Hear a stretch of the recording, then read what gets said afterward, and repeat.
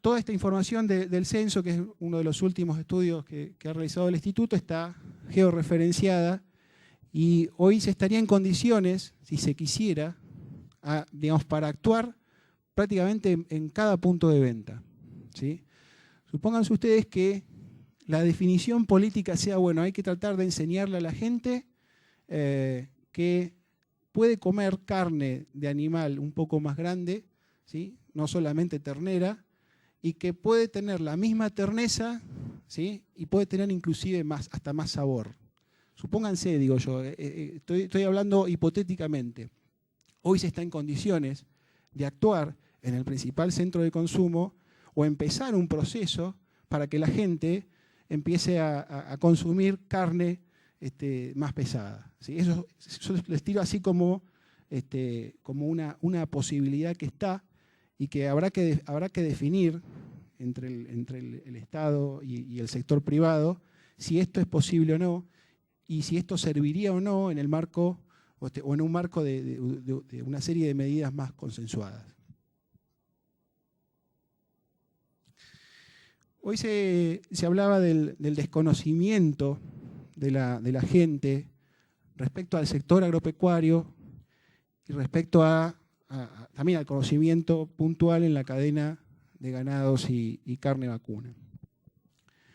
Dentro de los estudios de mercado que hizo el instituto, encargó algunos estudios de mercado y algunos estudios de opinión, inclusive con líderes de opinión, con periodistas, con legisladores, y lo que se veía era un alto desconocimiento de cómo funciona el sector, ¿sí?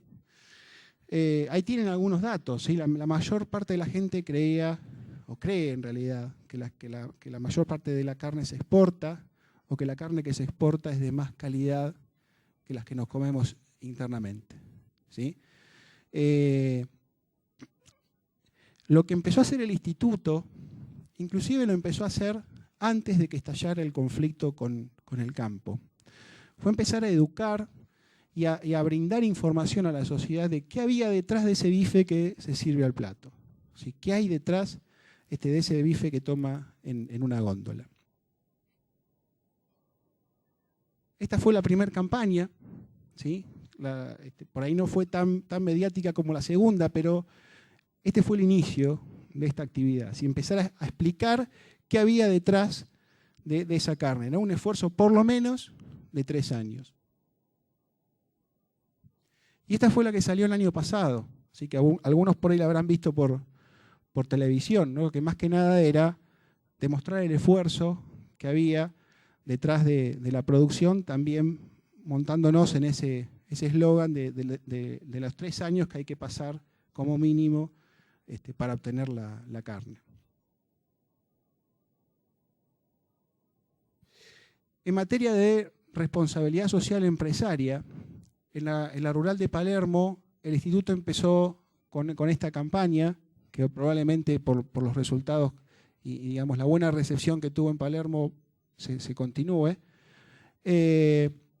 Empezó a difundir los beneficios de manipular correctamente los alimentos, particularmente la carne, en la prevención del síndrome urémico hemolítico, ¿sí? Esto también tiene que ver, más allá de educar sobre el sector, educar sobre el manejo del producto y evitar después posibles contaminaciones o problemas con la carne.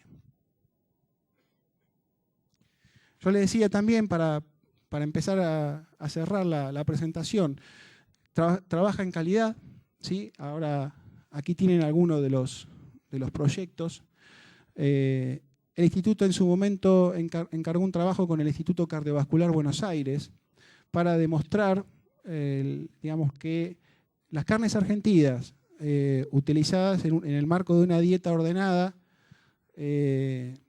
pueden ser hasta beneficiosas inclusive para los parámetros clínicos de gente sana, ¿sí? El estudio que se hizo, que se encargó y se hizo con el Instituto Cardiovascular se hizo sobre gente sin problemas de colesterol.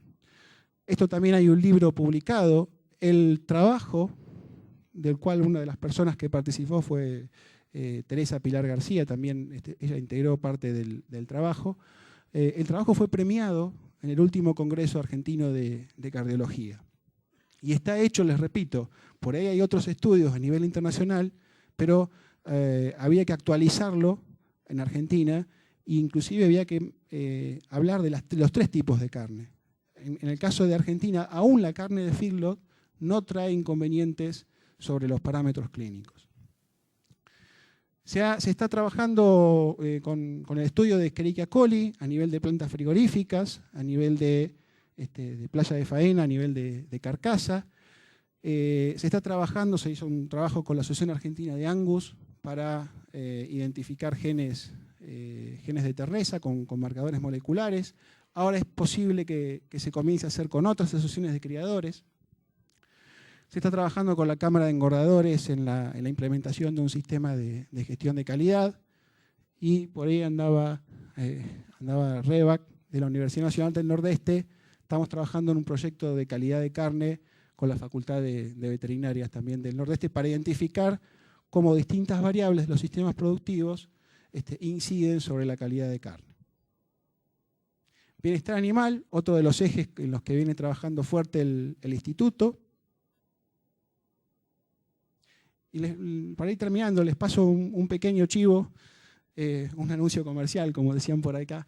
En la página web del instituto está en marcha un proyecto que se inició también con la Facultad de Agronomía de la UBA. La intención es crear la primera red de bases bibliográficas de la cadena de ganados y carnes en Argentina, y de a poco se le está cargando todos los papers científicos que de alguna manera tienen relación con la cadena de ganados y carnes, ¿sí? Ese trabajo se está haciendo con la biblioteca de la Facultad de Agronomía, pero si alguno de ustedes entra, sobre todo siendo la mayoría investigadores, pueden hasta inclusive plantear la posibilidad de incorporar sus propios papers a esta red de base de datos. ¿Sí? Así que se les paso ese anuncio por si les interesa esta red de base de datos. Y bueno, por el tiempo creo que más o menos cumplí este horario, y si quedara después alguna pregunta o inquietud, a disposición. Gracias. Bueno, muchas